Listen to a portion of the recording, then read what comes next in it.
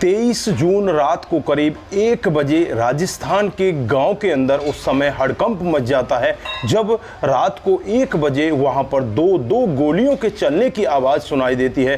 दोस्तों, अड़ोसी पड़ोसी घरों से बाहर निकल आते हैं और जिस घर में गोली चलती है उस घर में से भी एक शख्स रोता हुआ चीखता हुआ बाहर निकलता है और चीख चीख कर वो यही कह रहा था कि मेरी पत्नी और मेरी बच्ची को जो सरपंच है उसने ही मरवा दिया है। दोस्तों, यहाँ पर आनन फानन में उन्हें नज़दीकी हॉस्पिटल में ले जाया जाता है और वहाँ जाने के बाद इन्हें मृत घोषित कर दिया जाता है। डॉक्टर साहब इन्हें मृत घोषित कर देते हैं। दोस्तों, उसके बाद पुलिस अपनी कार्रवाई में लगती है और पुलिस यहाँ पर सरपंच के परिवार को भी गिरफ्तार कर लेती है, जांच पड़ताल करती है।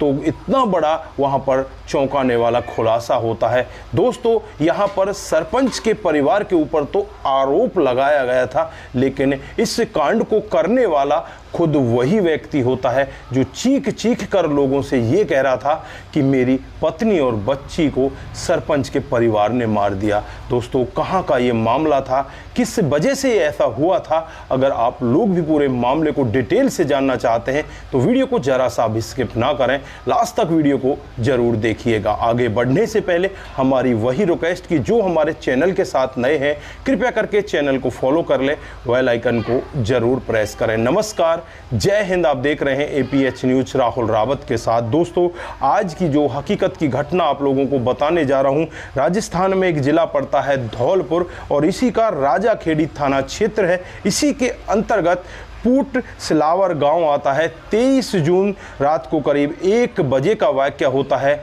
जब इस गांव के अंदर रात को गोली चलने की आवाज़ सुनाई देती है। दोस्तों, इस घर का जो मालिक होता है बनवारी लाल, वो घर से बाहर निकलता है और बहुत ही तेज़ी के साथ रोने लगता है। आनन फानन में ही जो अड़ोसी पड़ोसी होते हैं इस घर के अंदर जाते हैं और घर के अंदर का जो दृश्य देखा जाता है उस दृश्य को देखकर हर किसी की एक बार के लिए तो सांसें रुकी जाती हैं। दोस्तों, इस घर की जो महिला होती है, इस बनवारी लाल की पत्नी, वो वहाँ पर मृत अवस्था में पड़ी होती है। देखने में तो ऐसा लग रहा था कि ये मर ही चुकी है क्योंकि सर में उसके गोली लगती है, बहुत ही ज़्यादा सर से खून निकल रहा होता है। वहीं पर पड़ोस में ही थोड़ी सी आगे चलकर उसकी 10 महीने की बच्ची, उसके भी सर में किसी ने गोली मार दी है। दोस्तों, वो भी वहाँ पर ऐसी ही अवस्था में पड़ी होती है। एक बार देखने में तो लग रहा था कि ये दोनों के दोनों ही मर चुके हैं, इनमें कोई सांसें नहीं बची हुई। फिर भी वहाँ पर कुछ बुजुर्ग लोग होते हैं और कहते हैं कि कहीं ऐसा ना हो तुम यहाँ पर इन्हें मृत समझ रहे हो, इनमें कोई जान बची हो, इन्हें हॉस्पिटल ले जाया जाए। दोस्तों, फिर यहाँ पर गांव के लोग आनन फानन में ही उन्हें हॉस्पिटल ले जाते हैं और हॉस्पिटल में जो डॉक्टर साहब चेकअप करते हैं तो उन्हें मृत घोषित कर दिया जाता है। दोस्तों, उसके बाद यहाँ पर पुलिस की टीमें आने लगती हैं और जो यहाँ के राजाखेड़ी थाने के SHO होते हैं अनिल जसोरिया, वो भी वहाँ पर पहुँच जाते हैं और अनिल जसोरिया जी जब यहाँ पर इस व्यक्ति बनवारी लाल से बातचीत करने लगते हैं, इसे पूछने लगते हैं कि हुआ क्या था, तो यहाँ पर ये कहने लगता है कि जो गांव की महिला सरपंच है उसी ने ये पूरा काम करवाया है क्योंकि मेरी पत्नी और उस महिला सरपंच की कुछ कहासुनी हो गई थी, उस वजह से उसने मेरी पत्नी और मेरी बच्ची को जान से मरवा दिया। दोस्तों, गांव में चारों तरफ हाहाकार मच जाता है। पुलिस आनन फानन में ही सरपंच के घर जाती है। सरपंच को भी पता चल जाता है कि इस तरह का मामला हो चुका है। सरपंच के घर पर ताला जड़ा होता है, वहां से सभी लोग फरार हो चुके होते हैं। दोस्तों, अब पुलिस अपनी जांच पड़ताल में लग जाती है और 2 दिन की बड़ी मशक्कत के बाद सरपंच के परिवार वालों में से 1-2 व्यक्तियों को गिरफ्तार कर लिया जाता है। इधर पुलिस यहाँ पर अपनी जांच पड़ताल में और दूसरी तरीके से लग रही थी।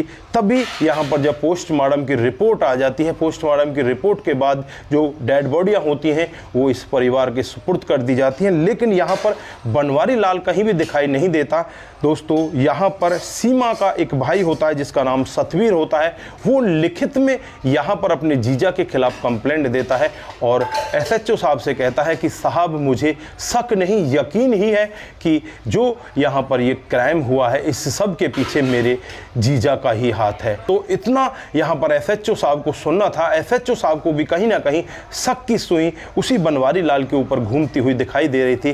तुरंत ही यहाँ पर बनवारी लाल की तलाश की जाती है और बनवारी लाल को गिरफ्तार कर लिया जाता है। जब बनवारी लाल को गिरफ्तार किया जाता है तो बनवारी लाल यहाँ पर पहले तो इधर उधर की बातों से उन लोगों को घुमाने लगता है, लेकिन जब पुलिस का रवैया देखता है, डंडा सामने देखता है, तो वो टूट जाता है और एक ऐसा सत्य बताता है जिसे सुनकर हर कोई व्यक्ति सोचने के लिए मजबूर हो जाता है। दोस्तों, यहाँ पर बनवारी लाल बताता है कि साहब, आज से 5 साल पहले मेरी सीमा के साथ शादी हो जाती है। शादी तो मेरे साथ हो जाती, लेकिन मेरी पत्नी मेरे पापा के साथ ज़्यादा रहा करती है। इसके पापा की उम्र लगभग 50 साल होती है। ये सब जब वो कह रहा होता है तो उसकी जबान जरा सी भी नहीं लड़खड़ाती। वो बिल्कुल ऐसे कह रहा था कि मानो ये सब उसकी आंखों के सामने ही घटित हो रहा हो। दोस्तों, वो बताता है कि मेरे पापा मेरी पत्नी के साथ काफ़ी दिनों से अवैध संबंधों में होते हैं। मैं बार बार उन्हें मना करता हूँ, अपनी पत्नी को मना करता हूँ, लेकिन इन दोनों में से कोई भी मानने वाला नहीं होता। और जो ये बच्ची होती है ये भी मेरे पापा से ही होती है, क्योंकि मेरी पत्नी अक्सर मुझसे दूर रहा करती, मुझे अपने पास तक नहीं आने देती। दोस्तों, फिर यहाँ पर अब एसएचओ साहब उससे पूछने लगते हैं कि इस सब के बारे में तूने पुलिस को क्यों नहीं बताया, तूने इतना बड़ा कदम क्यों उठाया, तूने अपनी बच्ची और अपनी पत्नी को क्यों रास्ते से हटा दिया। यहाँ पर बनवारी लाल कहने लगता है कि साहब, एक दिन का वाक़या होता है, मैं बहुत ही ज़्यादा परेशान होता हूँ और परेशान होकर अपने जो चचेरे भाई है केदार, उसके पास जाता हूँ, उससे बातचीत करता हूँ और केदार को पूरा मामला बताता हूँ। केदार यहाँ पर कहने लगता है कि तेरे पापा ने तेरे साथ में बहुत गलत किया है, तेरी पत्नी ने तेरे साथ में गलत किया है और तेरी बेटी तो तेरी है ही नहीं। अब तू इनको यहाँ पर जीवित देख कर कैसे जी पाएगा। तू ऐसा कर, मैं तुझे एक सामान दे देता हूं और तू इस परिवार को पूरे के पूरे को यहाँ से विदा कर दे। दोस्तों, अब यहाँ पर जो उसका चचेरा भाई होता है उसे एक कट्टा देता है और 2 जिंदा कारतूस देता है। उन्हें लेकर बनवारी लाल सीधे अपने घर पहुँच जाता है और जब रात को 1 बजे का समय होता है तो वो एक गोली तो अपने पत्नी के सर में मारता है और दूसरी गोली अपनी 10 महीने की बच्ची के सर में मारता है। दोनों को वहीं पर ढेर कर देता है।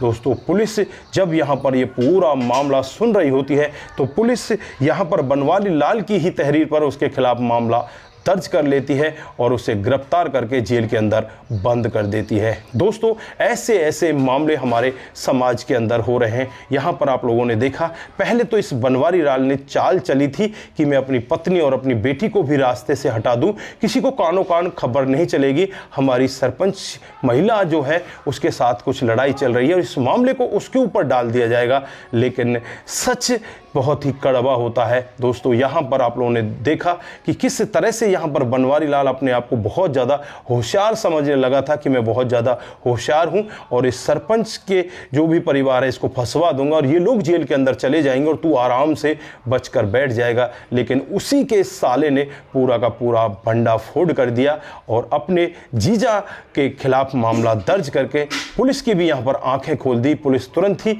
अब उस बनवारी लाल के साथ बातचीत करती है और उसे जेल के अंदर बंद कर देती है। तो दोस्तों, ऐसी ऐसी घटनाएं भी हमारे समाज के अंदर हो रही हैं। इंसान क्राइम तो कर देता है, क्राइम करने के बाद वो दूसरे व्यक्ति को इस क्राइम में फंसाना चाहता है, लेकिन क्राइम चाहे कितने ही शातिर तरीके से क्यों ना किया जाए, वो एक ना एक दिन पकड़ा ही जाता है और इस तरह से उसका खुलासा जरूर हो जाता है। तो दोस्तों, ऐसे क्राइम से अपने आप को जरूर दूर रखना चाहिए, नहीं तो क्राइम करने वालों की जो जगह है वो सिर्फ जेल है और आज बनवारी लाल भी जेल के अंदर है। तो दोस्तों, आप लोगों की क्या राय है? यहाँ पर बनवारी लाल कोई दूसरा कदम भी उठा सकता था। अगर उसकी पत्नी का करैक्टर ठीक नहीं था तो पत्नी को तलाक दे सकता था, उससे अलग हो सकता था और भी कई तरीके हो सकते थे, लेकिन यहाँ पर उसने ऐसा कदम ना उठाकर बहुत ही गलत कदम उठाया, जिसकी वजह से आज वो जेल के अंदर चला गया है। दोस्तों, यहाँ पर जो उसका चचेरा भाई है उसे भी पुलिस ढूंढ रही है है, क्योंकि उसने यहाँ पर उसको उकसाया था और जो कट्टा और जिंदा कारतूस उसे दिए थे उसके बारे में भी जांच पड़ताल कर रही है। जल्द ही दावा करती है कि उसे भी गिरफ्तार कर लिया जाएगा। तो दोस्तों, यहाँ पर आप लोगों की जो भी राय है एक बार कमेंट बॉक्स में जरूर दीजिएगा। आज के लिए बस इतना ही, फिर मिलते हैं किसी नए मोड के साथ। तब तक के लिए आप अपना ख्याल रखें, परिवार का ख्याल रखें, सतर्क रहें, सावधान रहें। नमस्कार, जय हिंद,